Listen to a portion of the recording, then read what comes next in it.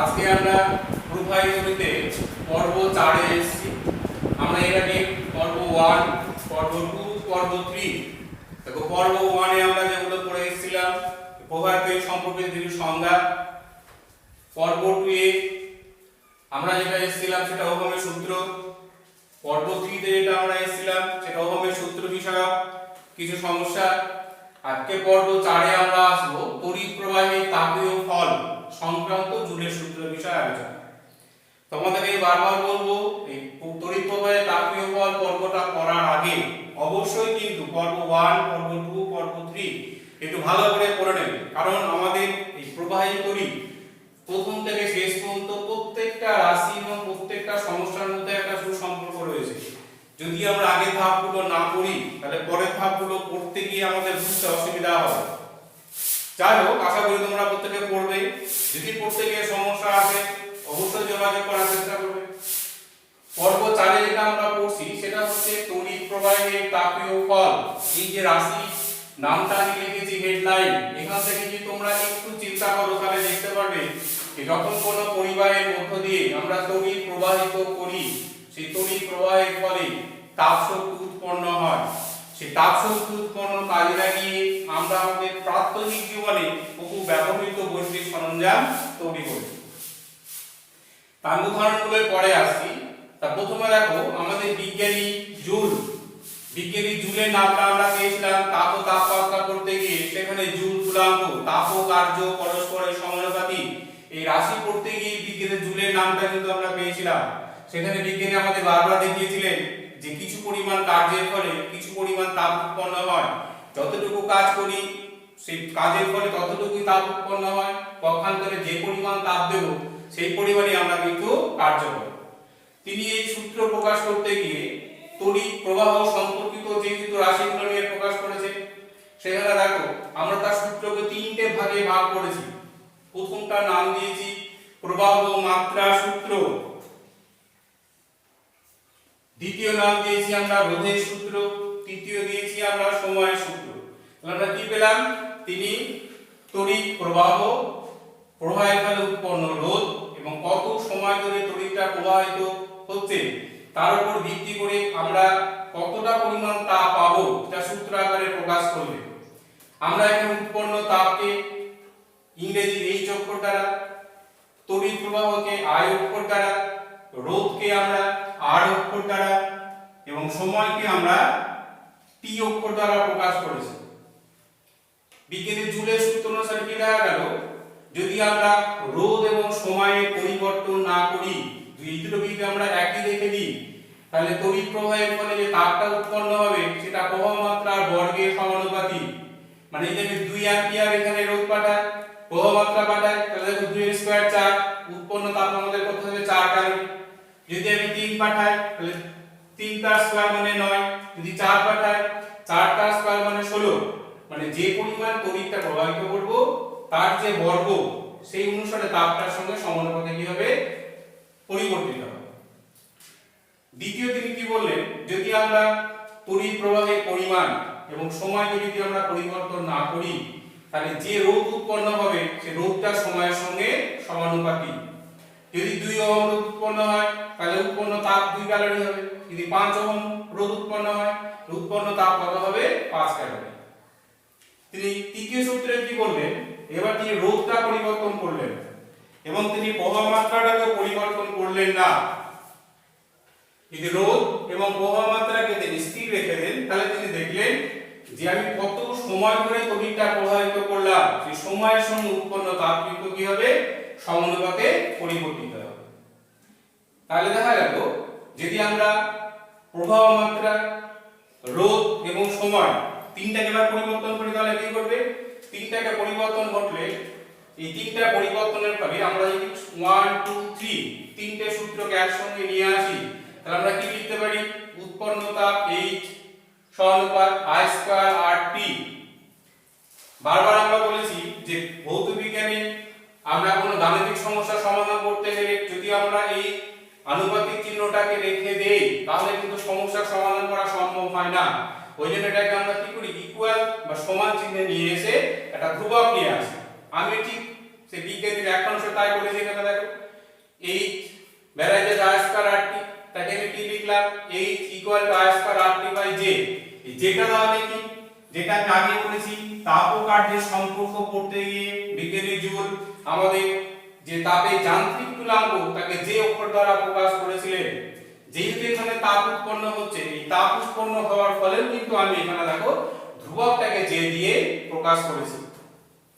আমরা জুল তুলাঙ্কের মান ওখানে কত পেয়েছিলাম 4.2, তাহলে আমরা 4.2 মান যদি দিয়ে এখানে আমরা বসাই তাহলে সমীকরণ আমরা কি পাবো H equal to I square RT, যে জায়গায় আমরা কি লিখতে পারি H equal to I square RT by 4.2। যদি এটাকে আমরা ম্যাথমেটিক্যাল ক্যালকুলেশনে নিয়ে আসি মানে 1 কে 4.2 দিয়ে ডিভাইড করি তাহলে তার রেজাল্ট প্রায় 0.24, এই সমানের কাছাকাছি আমরা পাবো। তাহলে সেখান থেকে আমরা কি পাচ্ছি তাহলে H equal two 0.24 I square RT calorie. এখন ভালো করে খেয়াল করে দেখো I হচ্ছে তড়িৎ প্রবাহ, R হচ্ছে রোধ আর T হচ্ছে সময়। এখন যদি আমরা আমাদের এসআই পদ্ধতিতে তড়িৎ প্রবাহের একক অ্যাম্পিয়ার, যদি 1 অ্যাম্পিয়ার তড়িৎ প্রবাহিত করি তাতে 1 ওহম রোধ যদি উৎপন্ন হয় এবং 1 সেকেন্ড ধরে সময়টা আমরা তড়িৎটাকে প্রবাহিত করি, তার মানে 1 সেকেন্ড সময় ধরে 1 অ্যাম্পিয়ার তড়িৎ প্রবাহের ফলে যে 1 ওহম রোধ উৎপন্ন হয়, তাহলে কিন্তু সেই ক্ষেত্রে J এর মানটা আমাদের কত হয়ে যায়, J এর মানটা হয়ে যাচ্ছে আমাদের 1। কারণ আমরা 3টে এককের মান কত নিয়ে এসেছি, 3টে এককের মান নিয়ে এসেছি আমরা 1। তাহলে ভালো করে খেয়াল করে দেখো যদি H ইকুয়াল টু যেটা আমরা লিখেছিলাম I square RT by J, তাহলে এখানে আমাদের যদি সবকিছু এক হয় 1 ইকুয়াল টু 1 ইনটু 1 তার square into 1 into 1 by J, তাহলে এখানে J এর মানটা আমরা কত পাবো, J এর মানটা আমরা পাবো কিন্তু 1। সেই ক্ষেত্রে আমাদের বলতে পারি যে এসআই এককে সূত্রটাকে আমরা লিখতে পারি H equal to I square RT, যেখানে J এর মানটা হচ্ছে 1। আমাদের এটাও কিন্তু এই তড়িৎ প্রবাহের তাপীয় ফল সংক্রান্ত উৎপন্ন তাপ তার গাণিতিক যে একটা সমস্যা, সেই সমস্যার সমাধান কিন্তু আমরা এই সূত্র ধরে করতে পারি। তাহলে আমরা কি দেখলাম যে কোনো পরিবাহীতে নির্দিষ্ট সময় ধরে এই তড়িৎ প্রবাহিত করা হয়, তড়িৎ প্রবাহের ফলে সেখানে তাপ উৎপন্ন হয়। এই যে উৎপন্ন তাপের ফলে যে যন্ত্রপাতিগুলো আমরা ব্যবহার করি তার বাস্তব উদাহরণ কি, বাস্তব উদাহরণ দেখবে অনেকে আমরা বাড়িতে ইলেকট্রিক ইস্ত্রি ব্যবহার করি, ইলেকট্রিক ইস্ত্রি এটা ব্যবহার করি, সেই ইলেকট্রিক ইস্ত্রিতে কিন্তু আমাদের এরকম ভাবে সমান্তরাল সমবায়ী যে একটু আগে আলোচনা করেছিলাম যে তুল্য রোধ, রোধগুলো আমাদের থাকে, সেই রেগুলেটর সেটিংই থাকে। যখন আমরা তড়িৎটা মানে পাঠাই, তড়িৎটা পাঠানোর ফলে তার মধ্যে আমাদের যে কয়েলটা দেয়া থাকে সেই নাইট্রোন তার দিয়ে তৈরি, সেখানে তাপ তৈরি হয়, সেই তাপটা কাজে লাগিয়ে আমরা আমাদের জামা কাপড়গুলো কি করতে পারি, আয়রন করতে পারি। দ্বিতীয় বৈদ্যুতিক হিটার, বৈদ্যুতিক চেম্বার, এই যে বৈদ্যুতিক হিটার যেগুলো, সেই হিটারগুলোর ক্ষেত্রে কিন্তু আমরা তড়িৎ করে তাপীয় ফলটাকে ব্যবহার করতে পারি। এমনকি আমাদের যে প্রাত্যহিক দিনে দেখো ইলেকট্রিক বাল্ব বাড়িতে আমরা জ্বালাই, দেখবে একটা সময় ধরে সেই আমাদের ভিতরে ফিলামেন্টটা জ্বলার পরে বাল্বটা কিন্তু উত্তপ্ত হয়ে ওঠে, সেটাও কিন্তু তড়িৎ প্রবাহে তাপীয় ফল। এরকমের আমরা ইলেকট্রিসিটি বা তড়িৎ পাঠিয়ে তাপ উৎপন্ন করে যে সমস্ত জিনিসগুলো ব্যবহার করি, প্রত্যেকটা বৈদ্যুতিক সরঞ্জামের মধ্যে আমাদের কিন্তু এই তড়িৎ প্রবাহে তাপীয় ফলটাকে কাজে লাগানো হয় এবং এই উৎপন্ন তাপটা কত পরিমাণ হবে সেটাই বিজ্ঞানী জুল তার সূত্রের আকারে আমাদের কি বলেছিলেন, ব্যাখ্যা করে দিয়েছিলেন। এই জন্য আমাদের এই বিষয়টা জুলের সূত্রটা প্রত্যেকটা ছাত্রের কাছে কিন্তু প্রচন্ড গুরুত্বপূর্ণ, কারণ জুলের সূত্র পরীক্ষাতে আসে, তার ব্যাখ্যা আসে, তারপর গাণিতিক সমাধানগুলো আসে। ওই জন্য প্রত্যেককে বারবার বলবো সূত্রটা তুমি প্রথমেই দেখবে সূত্র লেখার সময় বিজ্ঞানী কোন কোন বিষয়কে উল্লেখ করেছেন। তিনি যেহেতু উৎপন্ন তাপ, তার সঙ্গে প্রবাহ মাত্রা, রোধ এবং সময় এই বিষয়গুলোকে নিয়েছেন, বিষয়গুলো কি করে গাণিতিক রূপে প্রকাশ করেছেন। এই গাণিতিক রূপটা প্রকাশ করার পর তুমি চেষ্টা করবে সেই গাণিতিক রূপটাকে নিজের মতো করে কি একটা গাণিতিক সমাধানে নিয়ে আসতে, তাহলে দেখবে সূত্রটা মুখস্থ করতে তোমার অনেক কম সময় লাগবে, অনেক সহজ হবে এবং তুমি বুঝতে পারবে এবং বোঝার ফলে দীর্ঘদিন তুমি এটা মাথার মধ্যে ধরে রাখতে পারবে। তারপর এই ধরনের গাণিতিক সমাধান তোমাকে দিতে করতে যায়, তুমি সহজে সেটা কি করতে পারবে, সমস্যার সমাধানটা করতে পারবে। স্টুডেন্ট, আজকে আমরা প্রবাহী তড়িতে পর্ব 5 আলোচনা করব। পর্ব 5 এর বিষয় হচ্ছে বৈদ্যুতিক ফিউজ, তার সাথে তড়িৎ কার্য, তড়িৎ ক্ষমতা এবং তড়িৎ শক্তি। আমরা পর্ব 4 পড়তে গিয়ে দেখো আমরা পড়লাম যে তড়িৎ প্রবাহের ফলে তাপ উৎপন্ন হয়। এই তাপ পরিবহনের বা সহ্যের ক্ষমতা প্রত্যেকটা বস্তুর নির্দিষ্ট আছে। তার বেশি বা কম হলে পরে উচ্চ তাপের ফলে কিন্তু আমাদের অনেক সমস্যার সমাধান হতে পারে। তা আমাদের যে গৃহ বর্তনীতে মানে আমাদের বাড়িতে যে আমরা ওয়্যারিং গুলো করে থাকি, সেই ওয়্যারিং এর উদ্দেশ্য হচ্ছে যে বাইরে থেকে বা বাইরের লাইনের সংযোগ থেকে নির্দিষ্ট পরিমাণ তড়িৎটাকে আমাদের গৃহে নিয়ে এসে গৃহের বিভিন্ন তড়িৎ সরঞ্জামগুলো ব্যবহার করা। এখন তড়িৎ সরঞ্জাম ব্যবহার করার সময় প্রত্যেকটা তড়িৎ সরঞ্জাম, electric fan, electric light, electric heater বা ইলেকট্রিক ইস্ত্রি, প্রত্যেকে কিন্তু সেই তড়িৎ পরিবহনের ফলে উৎপন্ন তাপ সহ্যের একটা সীমা আছে। যদি কোনো কারণে এই তড়িৎ প্রবাহের পরিমাণটা সহ্য সীমার বাইরে চলে যায়, সহ্য সীমার বাইরে চলে গেলে পরে আমাদের এই তড়িৎ বর্তনীতে অগ্নিসংযোগ হওয়ার সম্ভাবনা থাকে, যেটাকে বলি আমরা শর্ট সার্কিট। এবং শর্ট সার্কিটের ফলে অনেক বড় বড় অট্টালিকা, অনেক বড় বড় ফ্যাক্টরি ধ্বংস হয়ে গেছে।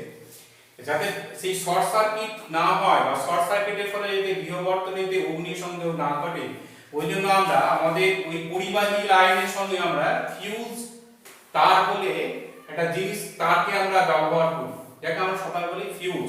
দেখবে যে প্রত্যেকের বাড়িতে মেইন সুইচটা আছে, সেই মেইন সুইচের ওখানে আমাদের চীনামাটির হোল্ডারে একটা ছোট্ট জিনিস, ছোট্ট তারের দ্বারা তড়িৎ সংযোগটাকে যুক্ত করা থাকে। যদি কোনো কারণে ওই হোল্ডার থেকে তারটাকে উঠিয়ে নেওয়া হয়, তাহলে দেখা যাবে যার বাড়িতে কিন্তু তড়িৎ প্রবাহ বাইরে থেকে আসছে না। বা যদি কোনো জায়গায় কোনো রকম আমাদের সংযোগ করার সময় কোনো বোর্ডে যদি আমরা ফিউজটাকে খুলে নিই, সেই বোর্ডে কিন্তু আর আমাদের তড়িৎ আসবে না। তাহলে তড়িৎ সংক্রান্ত যে সুবিধাগুলো পাওয়ার সেগুলো আমরা পেতাম না। তাহলে এখন প্রশ্ন, এই ফিউজটা কি? ফিউজটা হচ্ছে যে আমাদের নরমাল আমরা একটা ধাতু দ্বারা তৈরি তার ব্যবহার করি না। ফিউজ যেটা তৈরি করা হয় সেটা দেখো টিন এবং সীসা, 25% টিন আর 75% সীসা মিশিয়ে একটা সংকর ধাতু তৈরি করা হয়। এই সংকর ধাতু তৈরি যে তারটা, সেই তারটা কিন্তু একটা নির্দিষ্ট সময় পর্যন্ত সেই তড়িৎ বহন করতে পারবে। তার বেশি যদি হয় তাহলে সেটা কিন্তু গলে যায়। গলে যাওয়ার ফলে কি হয়, আমাদের মেইন বর্তনীর সঙ্গে গৃহের যে সংযোগটা স্থাপন করা ছিল সেটা আস্তে আস্তে বিচ্ছিন্ন হয়ে যায়, ফলে তড়িৎ প্রবাহটা বন্ধ হয়ে যায়। তাহলে এখানে এই যে আমরা বললাম যে সংখ্যাতড়িৎ ফিউজ, সেই ফিউজে কিন্তু তার গায়ে একটা মাত্রা লেখা থাকে অ্যাম্পিয়ার দিয়ে, কত অ্যাম্পিয়ারের ফিউজ। এই মাত্রাটার অর্থটা হচ্ছে যে ফিউজ তারটা আমি আমার সংযোগ লাইনে ব্যবহার করছি, এই সর্বোচ্চ কত পরিমাণ তড়িৎ বহন করতে পারবে তার মানটা এখানে লেখা থাকে। এই মানটাকে আমরা বলি যে রেটিং। রেটিং হচ্ছে যে কোনো বৈদ্যুতিক ফিউজে সর্বোচ্চ যে পরিমাণ তড়িৎ বহনের ক্ষমতা রয়েছে। ধরো কোনো ফিউজ তার আমার লেখা আছে 10 অ্যাম্পিয়ার বা কোথাও লেখা আছে 5 অ্যাম্পিয়ার। যদি 5 অ্যাম্পিয়ার থাকে তাহলে মনে রাখতে হবে যদি কোনো কারণে প্রবাহ মাত্রা 5 অ্যাম্পিয়ারের বেশি হয় তাহলে কিন্তু ফিউজটা সে নকজ হয়ে যাবে, অর্থাৎ সে গলে যাবে। গলে যাওয়ার ফলে কি হবে, তড়িৎ সংযোগ বিচ্ছিন্ন হবে।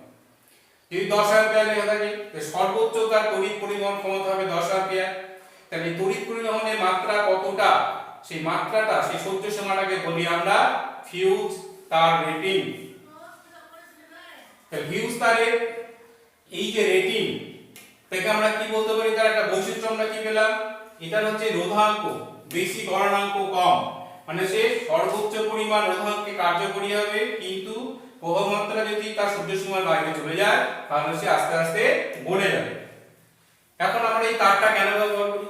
ব্যবহার না করলেই বা কি হলো, তারটা ব্যবহার না করলে এই সমস্যাটা আসতো। যদি আমি এখানে ফিউজ তার ব্যবহার না করে যদি একটা উত্তম পরিবাহী দ্বারা আমার পুরো বাড়ির ওয়্যারিংটাকে সংযোগ করে রাখতাম, তাহলে প্রবাহ মাত্রা কোনো কারণে বেশি হলে সেই প্রবাহ মাত্রা কিন্তু আমার বর্তনীর অন্যান্য যে সমস্ত পরিবাহী মাধ্যমগুলো আছে তারা সহ্য করতে পারতো না।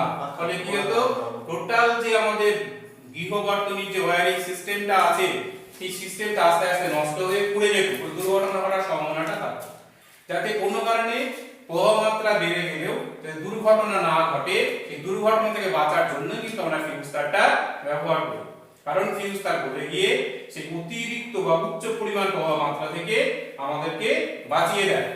এই জন্য প্রত্যেকটা বর্তনীতে বা প্রত্যেকটা সার্কিট তৈরি করার সময় প্রত্যেকটা আমাদের যে বোর্ডগুলো আমরা ব্যবহার করি সেখানে ফিউজ তারটা ব্যবহার হচ্ছে আবশ্যক। যদিও বর্তমানে দেখবে যে আমরা ফিউজ তারের উত্তম আমরা যেটা ব্যবহার করি এটাকে বলা হচ্ছে এমসিপি। এই এমসিপিটা আমরা ব্যবহার করার ফলে ফিউজ তারের ব্যবহারটা অনেকটাই কমে গেছে। যাই হোক, আমাদের যেটুকু পাঠ্যাংশে আছে ফিউজ তার, তাহলে আমরা এখান থেকে জানবো যে ফিউজ তার কি, ফিউজ তারের বৈশিষ্ট্য কি, কেন সেটা ব্যবহার করা হয়, আর ফিউজ তারের রেটিং কি। আমি আবার বললাম দেখো ফিউজ তার কিছুই না, এটা হচ্ছে টিন আর সীসা দ্বারা তৈরি একটা সংকর ধাতু। এটা ব্যবহার উদ্দেশ্য হচ্ছে এর তড়িৎ পরিবহন ক্ষমতা একটা সূর্য সীমার মধ্যে রয়েছে, সূর্য সীমার মধ্যে থাকলে পরে সে তার মতো কাজ করবে। যদি কোনো কারণে দুর্ঘটনাবশত প্রবাহ মাত্রাটা বেড়ে যায়, তাহলে যদি ফিউজ তার নিজের মতো করে বলে গিয়ে আমাদেরকে এই দুর্ঘটনার হাত থেকে বাঁচিয়ে দেবে।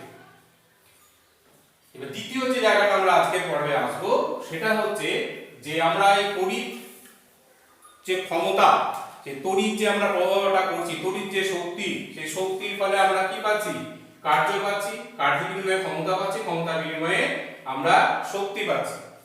আমাদের দেখবে যে বাড়িতে যে বৈদ্যুতিক বিল আসে, সেই বিলের সময় আমরা দেখি আমাদের মিটার থেকে বৈদ্যুতিক দপ্তরের কর্মীরা তারা একটা মেজারমেন্ট বা মাপ নিয়ে যায়।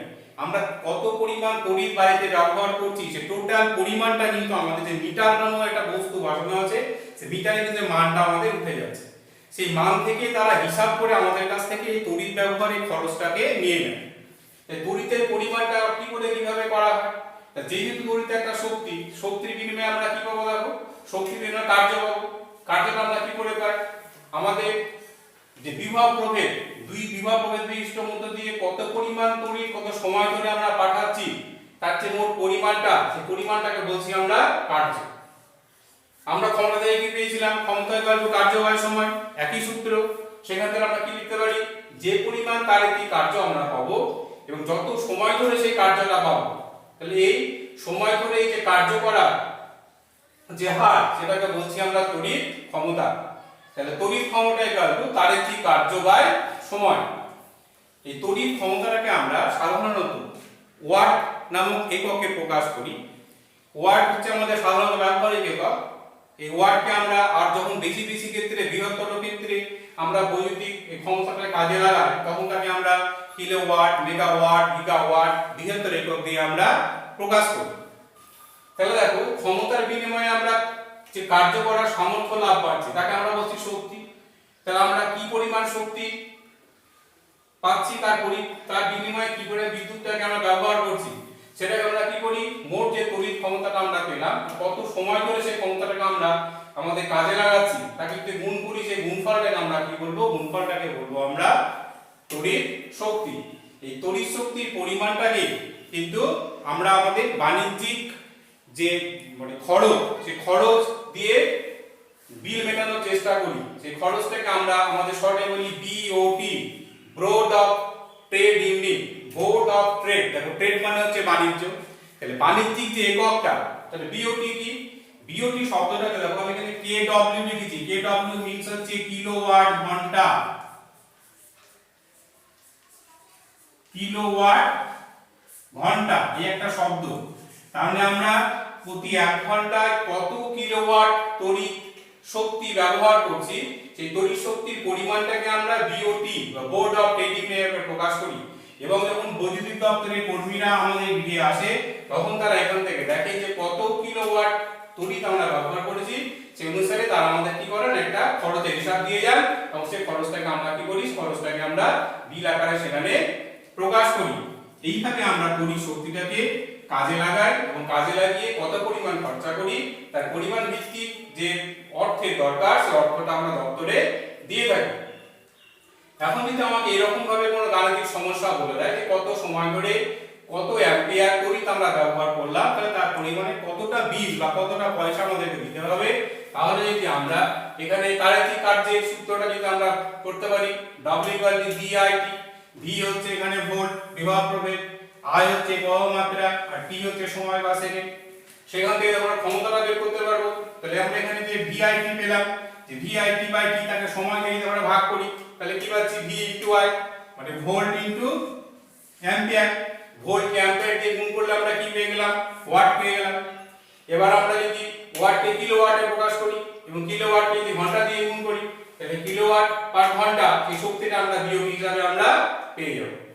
তাহলে আমরা প্রবাহ তড়িৎ সংক্রান্ত যেটুকু সমস্যা আমাদের ছিল আমাদের সিলেবাস অনুসারে, সেইগুলো দেখো আমরা ধীরে ধীরে কিন্তু 5টা পর্বে আলোচনা করেছি। এখন শুধু পঞ্চম পর্ব তোমরা পড়লে হবে না, তোমাদেরকে যদি এই অধ্যায় সম্বন্ধে একটা সংক্ষিপ্ত ধারণা তোমরা পেতে চাও তাহলে তোমাদের কিন্তু পর্ব 1 থেকে পর্ব 5 পুরোটাই বারবার কিন্তু রিভিশন করতে হবে। রিভিশন করতে গিয়ে দেখবে নিজের মনে কিছু প্রশ্ন আসছে, যে প্রশ্নগুলো যদি আমরা পর্ব ধরে প্রত্যেকটা পার্ট আমরা অনুশীলন করি তাহলে অনেক উত্তর সহজে আমরা করতে পারবো। তোমাদেরকে আমি উপদেশ দিচ্ছি, তোমরা কিন্তু পর্ব 1 থেকে পর্ব 5 বারবার পড়বে, পাশে টেক্সট বুক রাখবে। টেক্সট বুক রাখার পরে অনুশীলনের যে সমস্যাগুলো আছে সমস্যাগুলো অবশ্যই দেখবে। সেই সমস্যাগুলো দেখতে গিয়ে কিছু ক্ষেত্রে হয়তো মনে হতে পারে অসুবিধা হচ্ছে, এই যদি একটু ডিপলি ভাবো অসুবিধা করি আশা করি সেগুলো সমাধান হওয়া খুব একটা কঠিন লাগবে না। সঙ্গে একাধিক যদি রেফারেন্স বইগুলো থাকে সেগুলো দেখার চেষ্টা করবে। পাশে তো আমরা আছি, যা যতটা পারবো তোমাদেরকে হেল্প করার চেষ্টা করব। এই জন্য আজকে অধ্যায়ের এই সমস্ত থিওরিগুলো ভালো করে পড়ে রাখো, পরের পর্বে কিন্তু এই অধ্যায়ে যে গাণিতিক সমস্যাগুলো আছে সেগুলোর বিষয়ে আমরা আলোচনা করব।